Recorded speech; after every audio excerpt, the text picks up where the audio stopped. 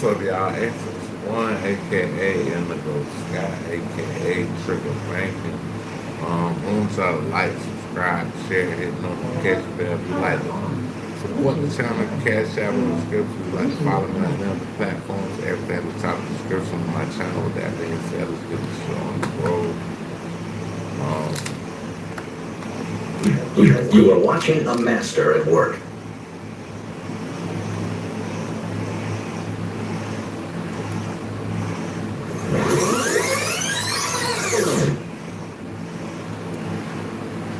Trapaholics, real trap shit.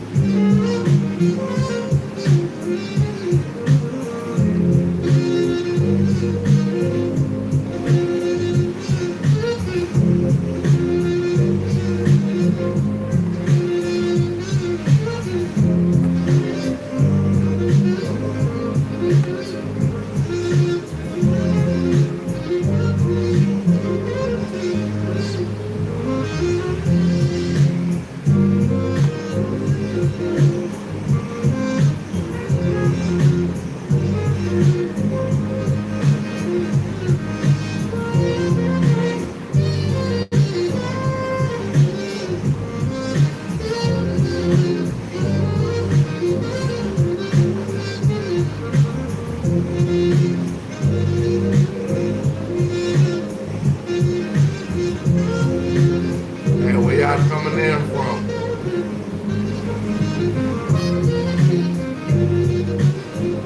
Where y'all coming in from? City, state, Providence, country, let me know.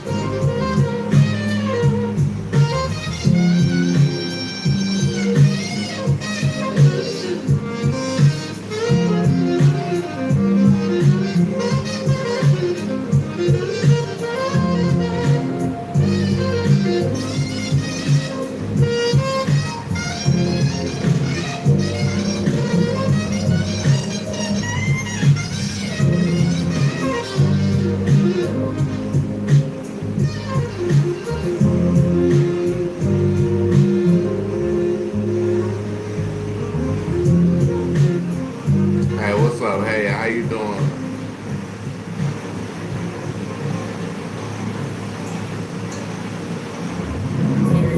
Right from the start, I was too much. I'm closer than you think to the stars. We don't look up. No, no.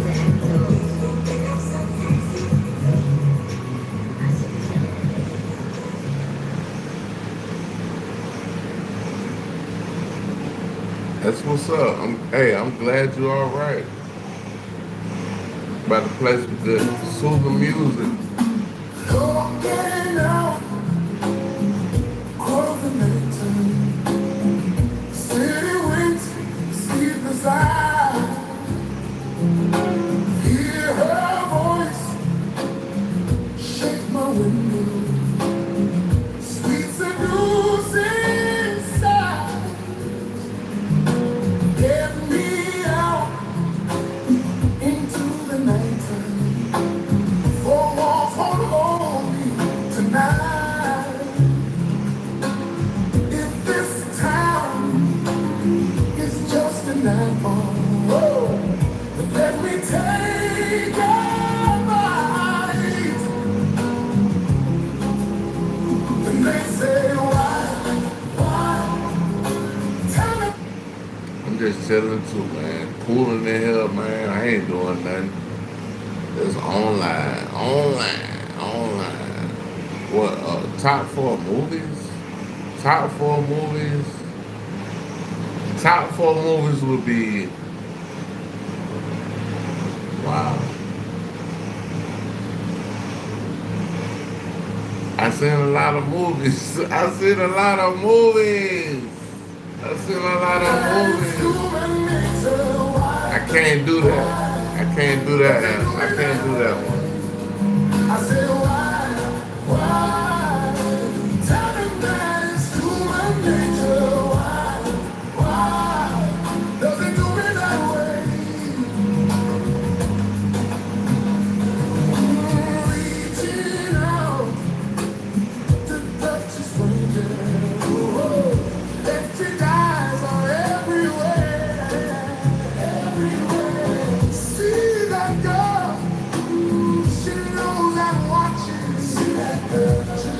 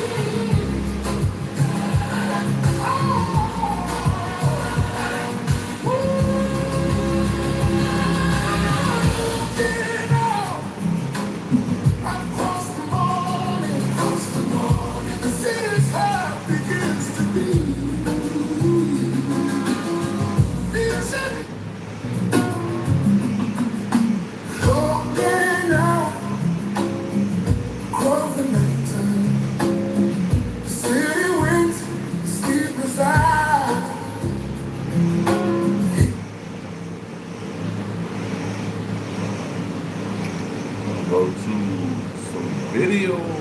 See what the hell we got going on, Bridget. Hold on.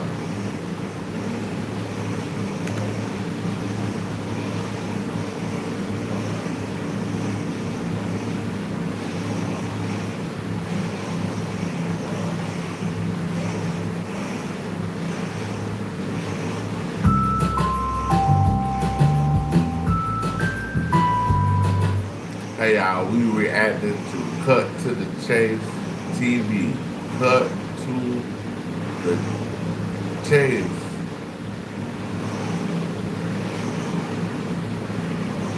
TV.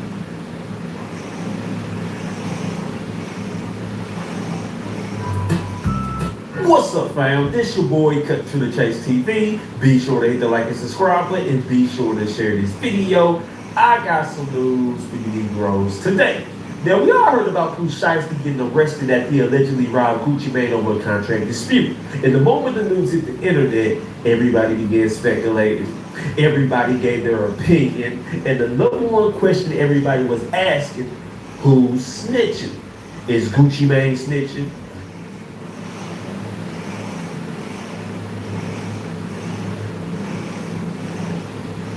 Is Pooh Shiesty dad telling? Is the off-duty police officer telling? Is Gucci Mane cameraman's telling? Well, come to find out, it's a whole lot of snitches in this case. Yes, Gucci Mane is telling. Yes, the cameraman is telling. Yes, the off-duty police officer is telling. But what I'm finna reveal to you guys next is the most shocking. Because y'all don't believe who's telling now. It's Big 30 dad. He done took his ass to court. He done got on the stand. He done ratted out Pooh Shiesty and Big 30. Don't believe me? Wait till I read this paperwork to you guys right now. And we're going to break it down. Y'all know how I do. Let's go.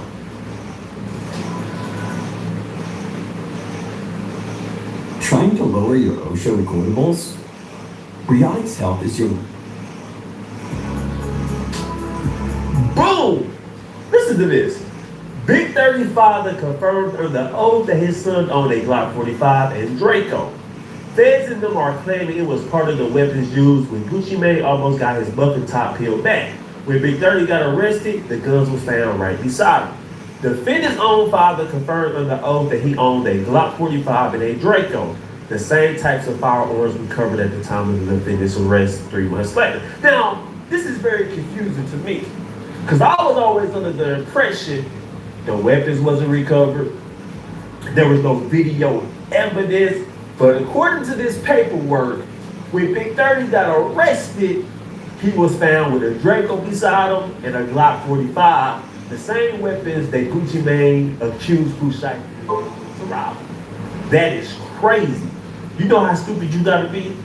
You done robbed Gucci Mane, you done roughed up the white boy, then it had security guards with him, and you ain't even got sense enough to get rid of the weapons. You ain't even got sense enough to get rid of...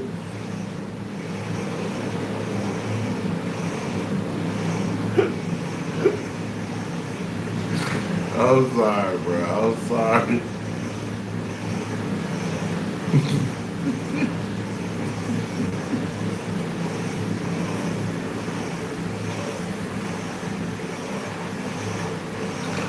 Hey.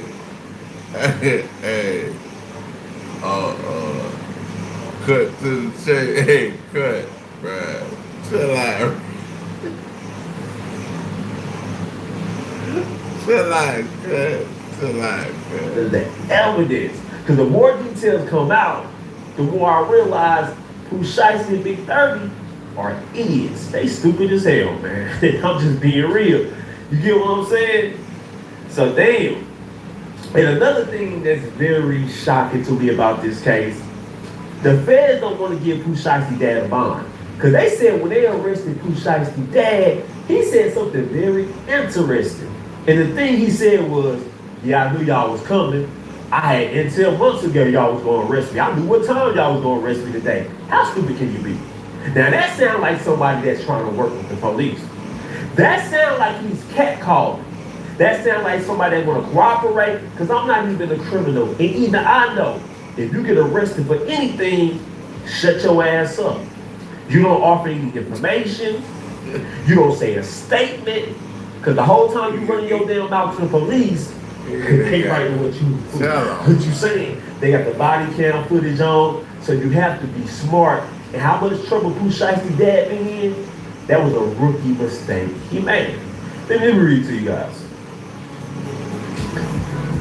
It says the defendant's spontaneous admission during transport that he had advanced knowledge of the FBI surveillance routes and the time of his impeded arrest is. So he knew that was going. He had to drop. He had to load. And he did what he did. Particularly alarming. It indicates that the defendant has access to intelligence about law enforcement operations, information that, if he were released, could be used to instruct the investigation, intimidate witnesses, or facilitate flight.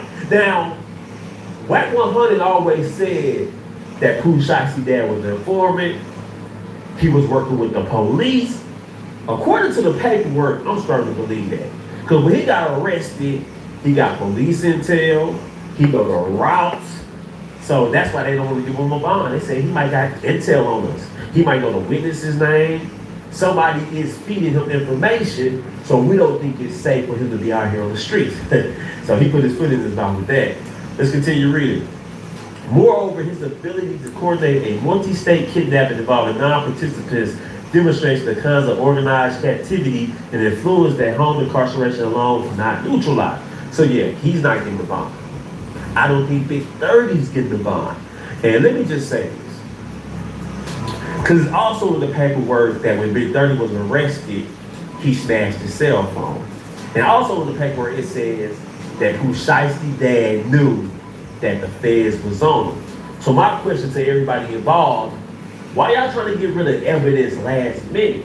They're trying to get rid of evidence last minute because that is what's going, get them out of the algorithm. We'll call it the algorithm. Pooh Shiesty's dad knew that the feds was on him. He could have coordinated the Big 30. Hey man, get rid of that. Hey, you got the phone when you recorded us robbing Gucci Mane? Hey, you got to get rid of that, man. Take it off your SoundCloud. Try to do anything that you can't get caught with that phone on you. And also, if Pooh Shiesty's dad knew that the feds was coming, what the hell is Big 30 allegedly doing riding around with the Draco, the same Draco used to rob Gucci Mane? This is crazy, man. Man, let's read about Big 30 smashing his cell phone. It gets worse and worse, man. This story is crazy.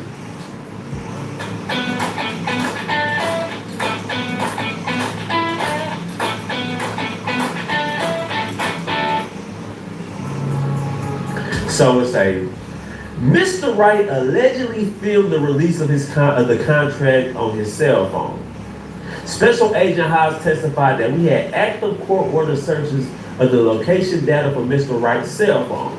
So on the morning of the operation, we had like the worst thing I want to do is the police search my phone. I don't like that shit. I don't like nobody going through my phone. Like I don't like shit like that. Agents that were tracking the location real time of his cell phone. They knew what vehicle he was driving, and they initiated a traffic stop in order to execute the arrest. The phone was working and known. That's how they found him. That's how they got to him. And by the time the vehicle was pulled over, you can see the picture. That phone is smashed. Now let me say this. Big 30, Pooh Shiesty father, we gonna call him Big Pooh. What the hell is you doing filming a crime? I get you wanted to blackmail Gucci Mane. I get that you might have wanted to extort Gucci Mane, but I don't think that was gonna work because y'all messed up the moment Gucci Mane showed up with security guards. The moment he had a white boy with him, y'all should have said, hey, let's not do it. This ain't the right place. This ain't the right time. He got no people with him. He's working. If you wanted to extort Gucci Mane, that's something you do when it's one-on-one, when you have no other witnesses. The only witnesses you got is the people that's with you. Maybe Gucci Mane doesn't go to the police. Maybe Gucci Mane takes the L. But when you rob him and you rough up the white guy, you take camera equipment, Rolex watches, you unscrew the nigga earring out his ear. You know how big of a hoe you gotta be to have another grown ass man unscrew your earring? man, you gotta feel low, right? So yeah, man. So yeah, well, they should have just aborted the mission. You know what I'm saying? If I'm Big 30, I'm mad. That's who really got. I would have avoided the mission rather than that. Nah, bro, I ain't doing that. We ain't doing So they that. understand. This had nothing to do with you. Pooh Shiesty, Gucci Mane business dealing, the contract has nothing to do with Big 30. At some point in time, So when you know them boys okay, so when they doing all that, I'm like they all that's gonna happen is FBI open up.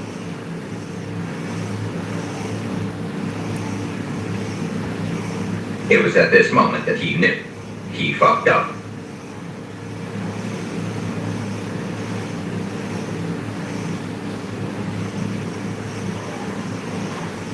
you gotta start living life for you. Yeah, your homeboy can have his own dealings. He could be in a contract dispute, but what the hell that got to do with you? Are you willing to throw your life away? We are reacting to cut to the Chase TV. Because Pooh Shiesty doesn't like his contract with Gucci Mane. And everybody always say, how come Gucci Mane just didn't release him? Gucci Mane tried to hold Pooh Shiesty. That ain't real with Gucci Mane. If he went out his contract, Gucci Mane should have let him out his contract.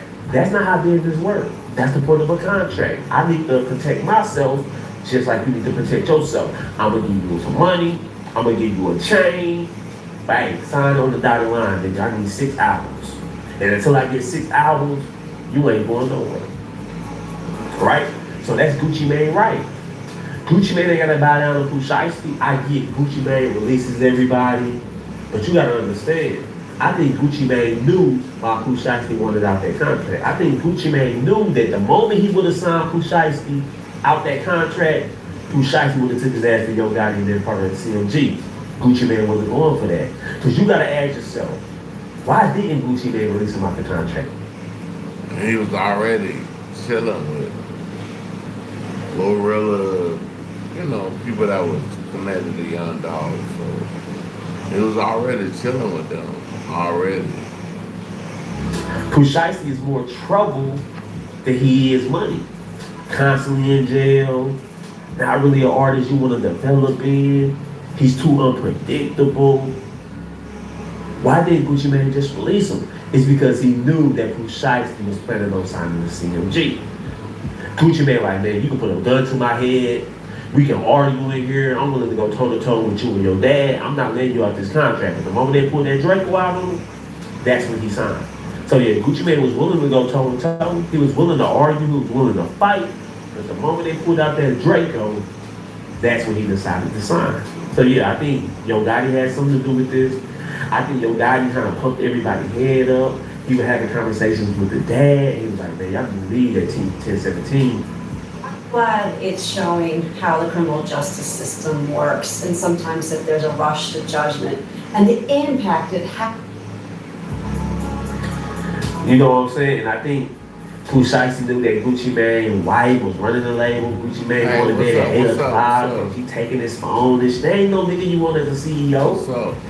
He can't even run his own household. How he gonna be in and run my career? So I get Pooh Shiesty on that. Trust me, I believe it. But that's just not how it works. You gotta honor your contract, no matter what, man. Now let me say this, man.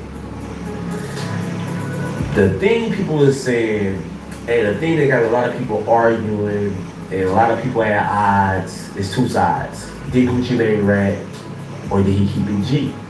I think Gucci Mane snitch. I think Gucci Mane is a rat. And I'm gonna tell you why. I get it. He's older now. I get that he's a music executive, but I never once heard Gucci Mane publicly denounce the streets. You know what I'm saying? He still portrayed the street image up until he got robbed. Everybody was still calling him Big Goofball. Don't play with Gucci Mane. But the moment he get robbed, that's when everybody want to give him an out for snitching. You told. Everything you rapped about, I robbed this nigga.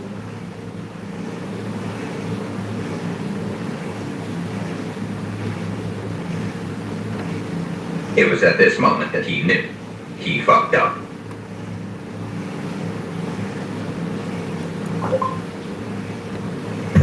FBI, open up!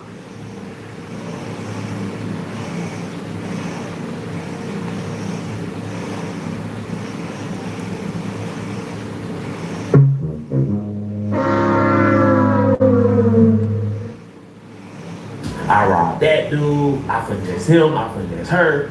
The moment you get finessed, the moment somebody get the upper hand on you, you gonna run into the police. That's not G. Now, if you out the streets and you're a born again Christian, that's different. Denounce the streets. But I still had yet to hear Gucci Mane denounce the streets. Matter of fact, the last time I seen Gucci Mane, he was screaming, "I'm smoking on Pookie Low." That don't sound like a nigga that's out the streets to me. That sound like a dude that want all the smoke. Let's just be real about it, man. So yes, Gucci Mane is a rat. Yes, Gucci Mane is a snitch. But can we really blame him? I'm not sure. You get what I'm saying? Hey, we can say what we'll do. We can have our opinion, but until somebody put a Draco at my head and unscrew my earrings, I ain't gonna tell them what I do. And Gucci Mane probably going through therapy. That's a traumatic experience. But a nigga like Kushaki got a Draco on you. You done heard he done shot people. You don't really know what's on this nigga mind. He ain't the smartest, low IQ. He liable to pull that trigger, so I'm pretty sure Gucci Mane was legitimately scared. You get what I'm saying? So I'm not trying to belittle what he going through, but he did rap, man. I'm just being honest. Now, Gucci Mane. So let's look at all the snitches in this case. We got Gucci Mane is a snitch. We got the white boy named Matt. He's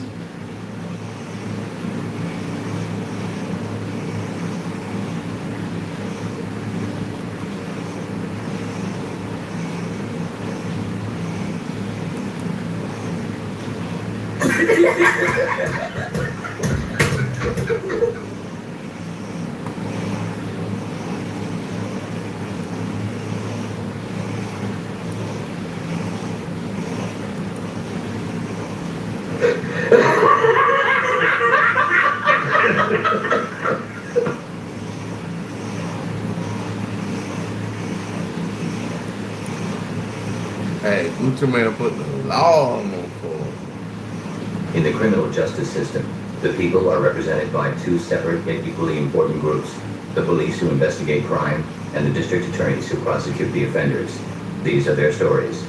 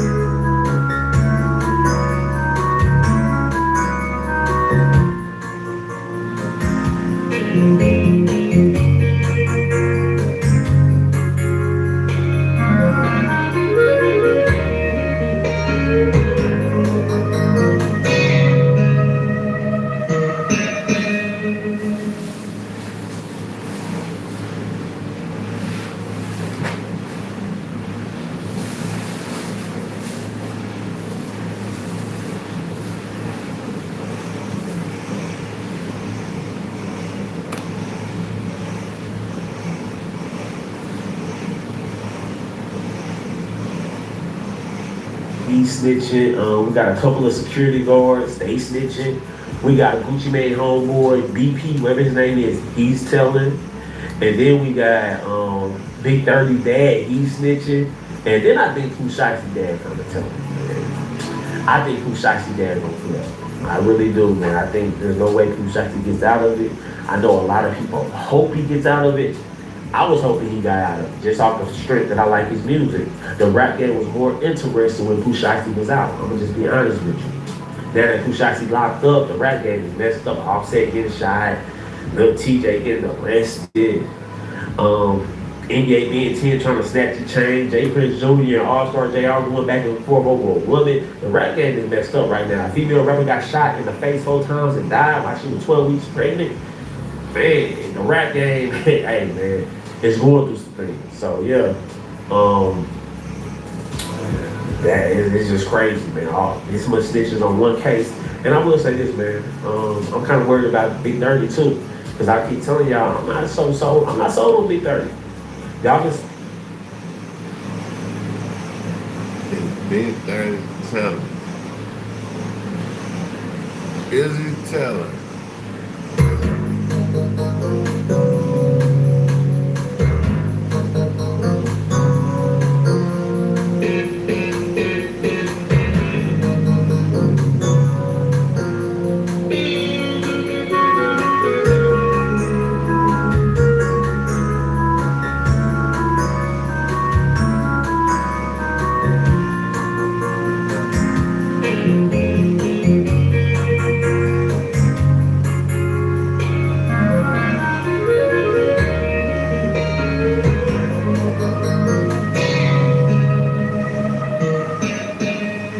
hey, blur, all that. Y'all can say he's a gangster. Y'all can say he's stepping from business. But it's easy to do that when you got Pooh Shiesty as a homeboy. It's easy to do that when you got Pooh Shiesty as a muscle. I'd be the hardest thing if I had a nigga like Pooh Shiesty on my side. Come on, y'all wouldn't be able to tell me nothing. I'm willing to be with anybody, right? Because, like, when I seen that jail footage of Big 30, it made me look at him different. It's his whole posture. Y'all keep telling me that ain't no big deal, but look at this jail footage. Look at him, man. Walking, big goofy. He real light on his feet. He too light on his feet to be a gangster, man. Look how light he walk. Like he ain't no heavy nigga. You know what I'm saying? He big, but he ain't heavy. That's the problem, man. That nigga gonna fold, man. That don't look like a nigga that's ready to do 30 years. If he my coach, I'm very worried. If I'm Pooh Shiesty family member, if I'm Pooh Shiesty dad, if I'm Pooh Shiesty mom, if I'm Pooh Shiesty cousin, He might get hurt in the fed. see this video, I'm on the phone with him. Hey man, I don't know about that nigga Big 30, man. That nigga might fuck me. That nigga might fuck around with you 25 years, bro. I'm just being real. That's like a nigga that's gonna take a plea deal. And you heard the way his lawyer was talking. Yes, it was an incident between Pooh Shiesty and Gucci Mane, but that has nothing to do with my client. Pooh Shiesty's unpredictable. I was like, oh man, he set it up. So you know what? You know the defense he's gonna use. My plan was to record music. Pooh Shiesty robbed Gucci Mane. It was never planned. It just the spur of the moment. Pooh Shiesty acted off an impulse. And so yeah, Pooh Shiesty gotta get thrown under the bus, but I can't blame Big 30 lawyer for that. You gotta defend your client. You can't worry about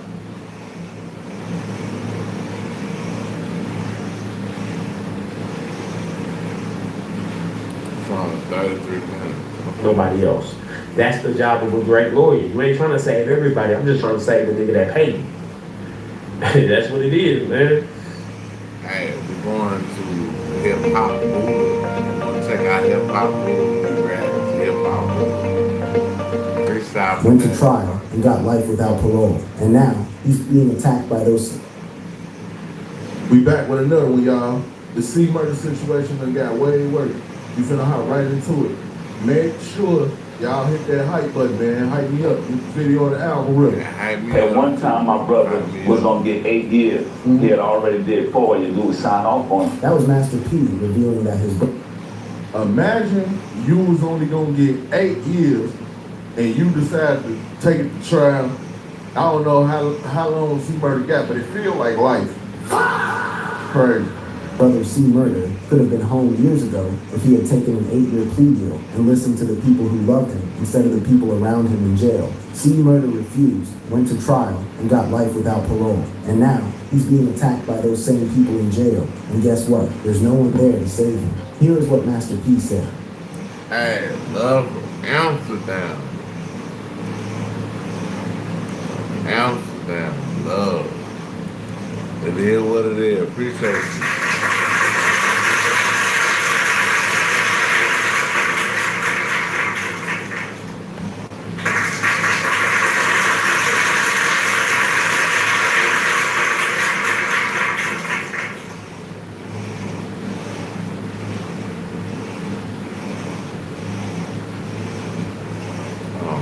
Top 5, boys.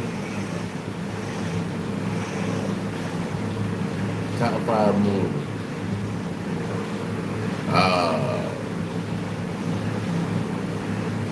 Oh. Dang.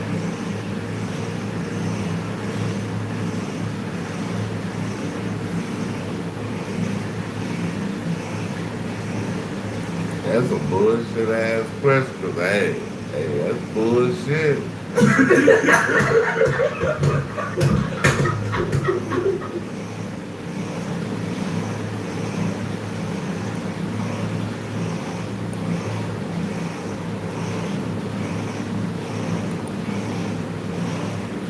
The bullshit. The bullshit. The bullshit. The bullshit. Yeah, I can't answer that question. Can't answer that question. I can't formulate a top 5.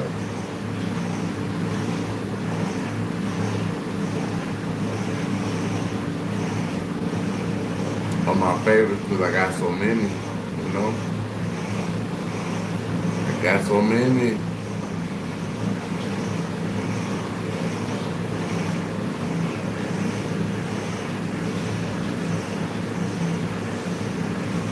How the case got to that point, and what it has cost the family ever since. Sometimes you've got to listen to the people who love you.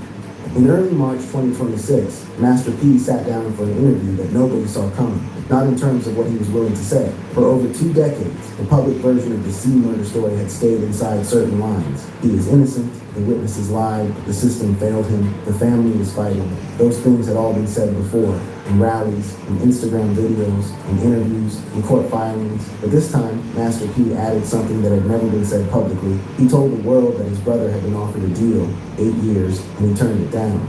The interview circulated widely on social media, with a clip posted by My Mixtape Hez on X going viral across Instagram, TikTok, YouTube, and Facebook. The offer, Master P explained, came approximately 4 years into C Murder's incarceration, around 2006, in the window between his overturned first conviction and the retrial. Corey Miller had already served 4 years by that point. The deal would have required him to... Man, free C Murder, man.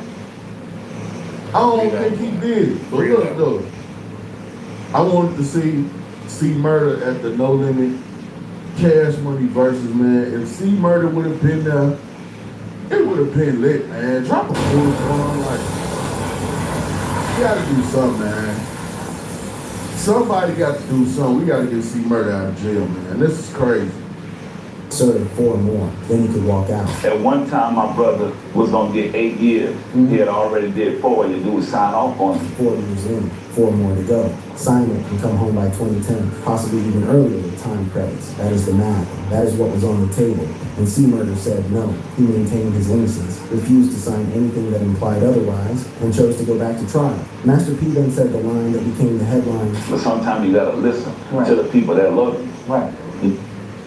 Sometimes you gotta listen to the people that love you. Let's see what happens. No, instead of listening to the jailhouse, people come and go, women come and go out your life, all this stuff, man. Jailhouse people.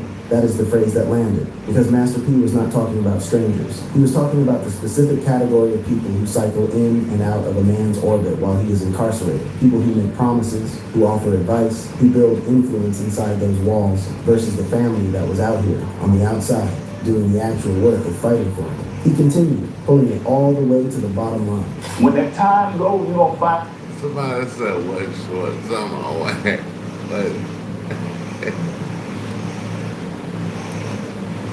What shorts I'm wearing?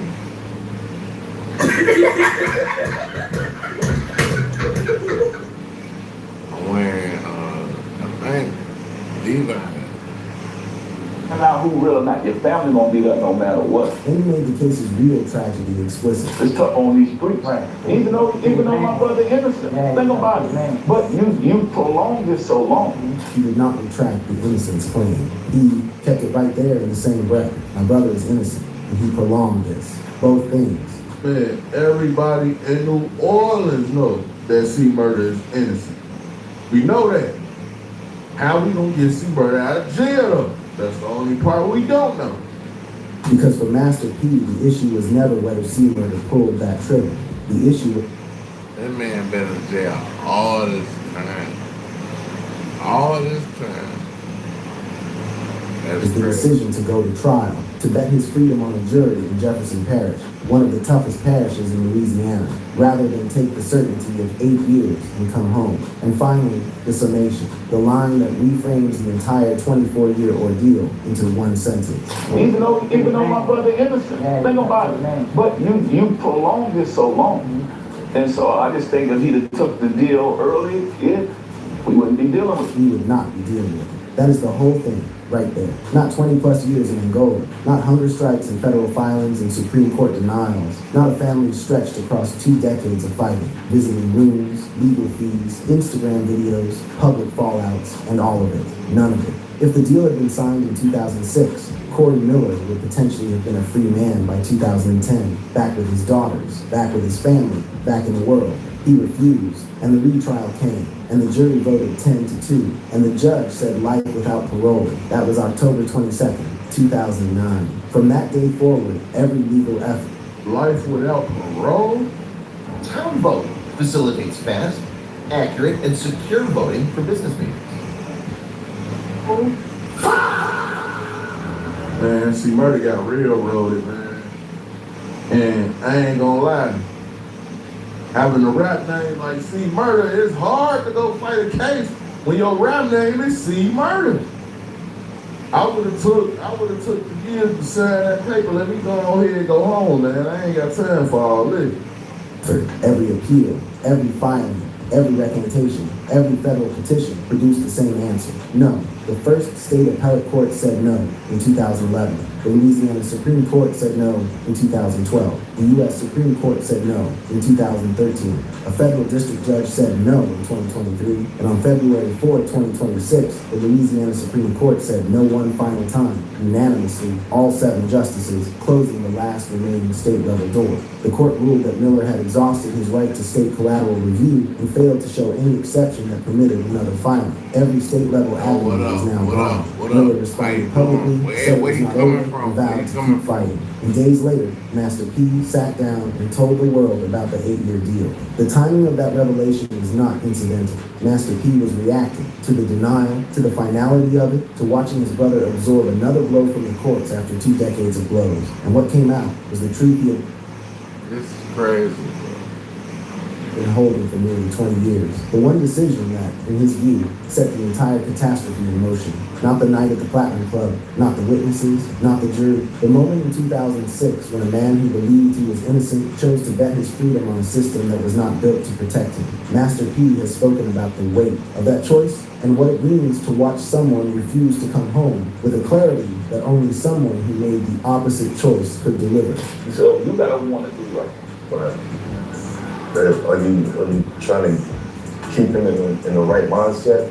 Yeah, I mean, that's my family, though. That is the thing about this story that never changes. No matter what the courts say or what the family argues in public, C Murder is still his family. The deal that was not taken is still the deal that was not taken. And the years that have passed since 2006, all of them, are the cost of that refusal, paid in a currency that cannot be refunded. The case and the system behind it. To understand why turning down that 8-year deal led to life without parole, you have to understand what C Murder was walking back into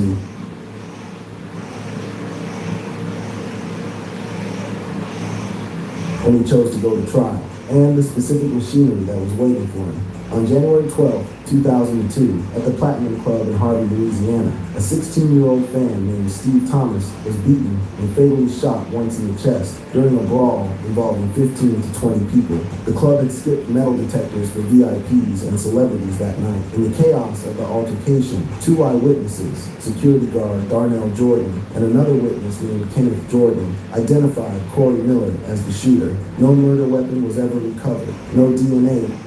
And this is the craziest part about this, y'all. They identified him as the shooter. Then came down the line years later and said they was made to say he was the shooter by the police. The whole story was capped. The whole story was a lie, which they both stated over and over and over again. But it's like it's too late now because y'all told the police that y'all carried it. Damn. It's the court, And then y'all waited years later to come back and recount Dang. the child stories? This is crazy, man. They linked Miller to the gun. Miller was arrested within days and charged with second-degree murder. His first trial in 2003 ended in a conviction, but it was overturned the following year after it emerged that prosecutors had withheld criminal background information on 3 key witnesses from the defense. That is what opened the window for the plea deal. Miller was released on bond in 2006, placed under house arrest, kept recording music, and kept maintaining his innocence. The deal was offered. He refused it. The retrial came. In August 2009, the same 2 witnesses took the stand again. The jury deliberated for over 13 hours across 2 days, with reports of chaos in the deliberation room. One juror vomited from stress, and an initial verdict was rejected by the judge as invalid. The final vote was 10-2, guilty. One juror later claimed she had been brutally pressured to change her not guilty vote during deliberations. On October 22, 2009, Judge Hans Liljeberg sentenced Corey Miller to mandatory life imprisonment without parole. Boozy Badass, who had been C. Murder's cellmate and had read through the case material. Boozy Badass. Boozy Badass. That's fun. That's fun.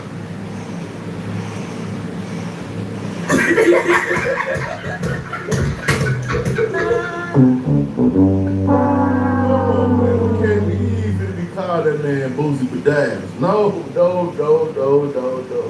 Oh my God, man. Boozy Badass, man. Not Badass. Come on, man. We gotta do better than that. Materials himself described what he believed the conviction actually came down to. I done read the case 100 times, but like, you know, they really took him away because of who he was. Then he put his finger on the detail that gets overlooked in most retellings of the case. You know, like, you know, they tainted the jury, bro. Like, when he was going to trial, they was showing his Baton Rouge video with him in the club shooting and shit like that. That Baton Rouge incident refers to a separate 2001 shooting at Club Rags, where Miller had fired a weapon into a crowd after being denied entry.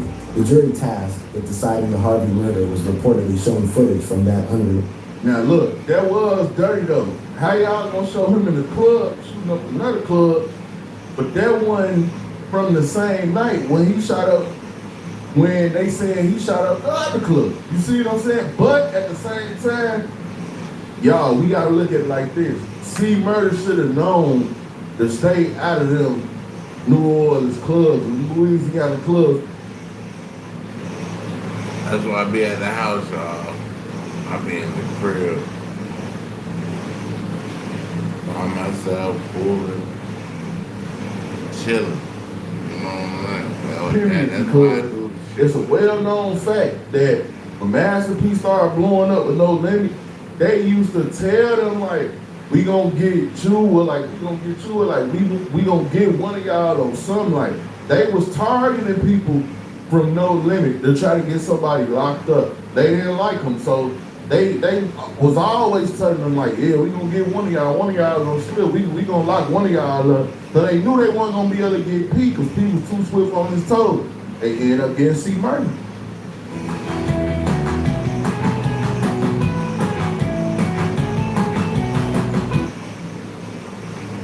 Related event. They already walked in carrying the weight of the name, C. Murder. Then they were shown real footage of Corey Miller with a gun in another club. Any presumption of innocence was functionally gone before deliberations began. And then there's the name itself.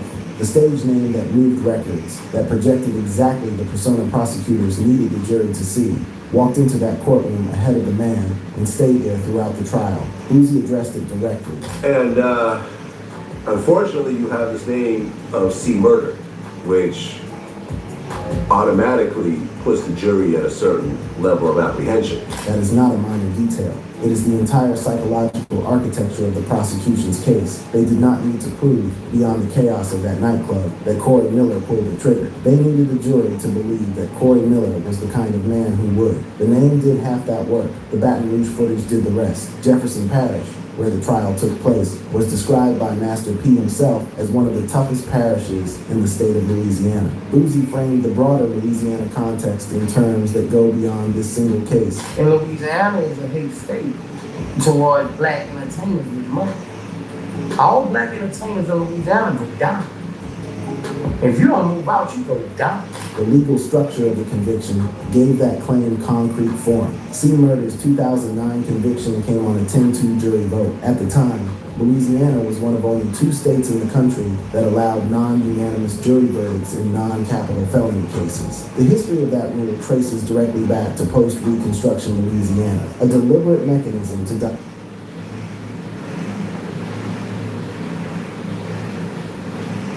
the influence of black jurors on outcomes. In 2020, the U.S. Supreme Court ruled in Ramos versus Louisiana that non-unanimous jury verdicts are unconstitutional. The ruling was not applied retroactively. C. Murder's conviction stood. The constitutional change came. It simply came too late for him. Master P spoke directly about the Jim Crow roots of that jury system when discussing his brother's case. But once you get into a jam, especially you're a celebrity, like you gonna get made an example of. Like you got to know that. The post-conviction chapter has been equally relentless. In 2018, both Kenneth and Darnell Jordan signed affidavits recanting their trial testimony, claiming that police had threatened them with unrelated criminal charges if they did not identify Miller as the shooter. The recantations were featured on the investigation discovery series, Reasonable Doubt. Hip-hop and social media erupted. This, people felt, was finally the break. It was not. In January 2019, a state court ruled the recantations suspect and not reliable, pointing to the fact that both men had identified Miller consistently and repeatedly before the trial. No new trial was granted. In November 2023, U.S. District Judge Sarah S. See what I'm saying?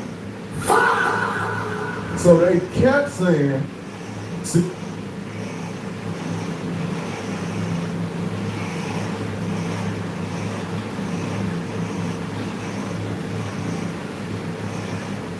he murdered did, C. Murder did, C. Murder did. By the time they tried to say he didn't do it, y'all, it was too late. It's too late, bro. I can't say you did a crime a million times, and then here I go to million and one time said, oh no, he didn't do it, it wasn't even him. It's too late, man.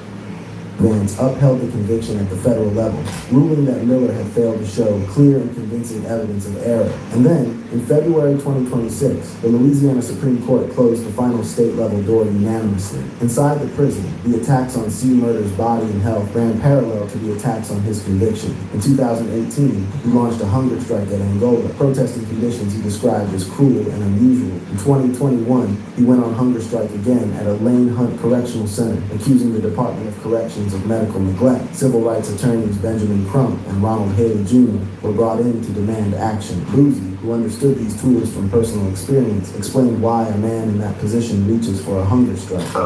Because he's gone on like hunger strikes and stuff like that, right?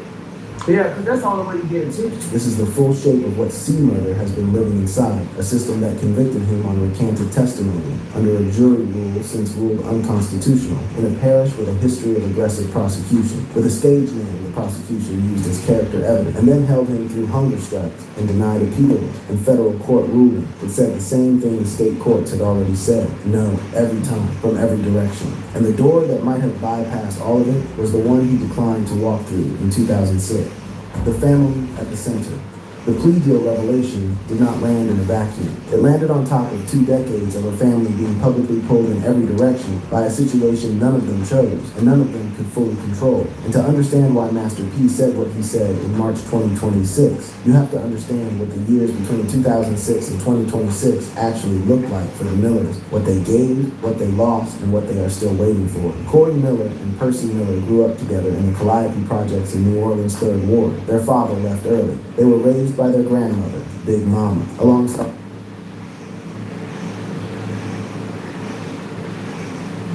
in 1990. Losing Kevin early was its own wound, the kind of wound that families from those environments carry without naming it, because naming it does not change anything. Master P channeled it into building. After inheriting $10,000 from a grandfather's malpractice settlement, he opened a record store in California that became No Limit Records in 1991. He pulled Corey in. He pulled Vishon in. The Millers built a genuine empire out of nothing, and for a period in the late 1990s, they were one of the most commercially dominant forces in hip-hop. C. Murder's album sold in the millions. Life or Death debuted at number 3 on the Billboard 200 in 1998. They had made it out of the Calliope projects. The family had survived everything the 3rd Ward threw at them and come out on the other side. The Calliope projects, man. The Calio projects. Come on, man. With something to show for it. Then, January 2002 happened, and everything that came after it pulled the family apart in slow motion. Master P's early public stance was unwavering advocacy. He organized a rally at Xavier University in New Orleans in 2018 to demand his brother's release, standing on a stage in front of a crowd. I didn't know he did that. I didn't know he did. Making the case for Corey's innocence. He talked about the recanted witnessing. He pointed at the systemic failures. He framed it as a justice issue, a race issue, a Louisiana issue. He was not wrong about any of those things, and he kept paying legal fees, visitation, financial support for C. Murder's children, the Miller family, and Master P specifically, carried a significant weight of keeping this fight going for years. Then came 2020, and it cracked. When Kim Kardashian and Monica publicly announced their efforts to help free C. Murder, Miller responded from inside Angola by calling them his angels and his ride or dies. Master P watched that, and he could not absorb it quietly. He went on Instagram. The video was raw and unedited. Grief and frustration moving through him in real time. He started with their grandmother. My grandmother, she's not here right now. She's my angel. I know that. He was building toward a comparison. Big Mama, the woman who raised both of them, had been coming to Angola to visit Corey for years. She had gone through the searches at the door, the waiting, the glass between her and her grandson, the indignities of the prison entry process. In Master P's telling, she had never received from Corey the kind of public acknowledgement that Kim Kardashian received for one tweet. And she should be his angel. I've never heard him talk about her like that. But I know Kim Kardashian put out one tweet, and she is angel, which is crazy to me. He still said his brother was innocent. He still said he wanted him home. He said he was grateful for Kardashian's involvement, but he could not reconcile the hierarchy, the people who arrived recently being placed above the people who had been there for years. You know, I know he's incarcerated, and I get that. But still, you have to have a heart for the people that really helped you. Then came the announcement that shook social media. He was pulling out. No more financial support. No more visits. He described what it cost every family member just to walk through Angola's doors. The physical searches, the emotional toll of watching someone you love through prison glass, and said he was done. I'm not going through that no more ungrateful people. So all y'all understand one thing. The ATM, I'm pulling the plug on it. The internet read it as abandonment. That reading strips out the context. Master P never said Corey was guilty. The siblings, the aunties and uncles who had absorbed the cost of this fight had to mean something. He then addressed C. Murder directly through the camera, pointing at the people who had actually caused the situation. You never wrote a book about them turning on you. I mean, how could you? How is that real? How is that true? Because that's your word, true. He was talking about the people on the streets the night Steve Thomas was shot, the ones who turned on Miller, went quiet, and were now living free while Corey sat in Angola. His argument was not that C. Murder deserved to be there. It was that C. Murder was shielding the people responsible while his own family's names were being dragged through years of public attention and private sacrifice. And underneath all of it, the rally in 2018, the 2020 fallout, the pulled support, the Instagram videos, was the plea deal. The door that existed in 2006 and was not taken. You know, with my brother, man, my brother's been going through it. My brother's been going through it, and I'm praying for him, and I feel like now, everything that did happen. He has never stopped praying. He has never stopped believing his brother should come home. Even the 2020 rupture was not permanent. By 2025 and 2026, Master P was back publicly speaking on the case, back framing it as a fight worth continuing. The love did not. Hey, check this out, y'all. I'm probably gonna do something new in a little bit. Just give me a little second break. I'm like, give me something to eat, and then I'm gonna come back. And I'm probably gonna play the game. We'll watch the game live and play music.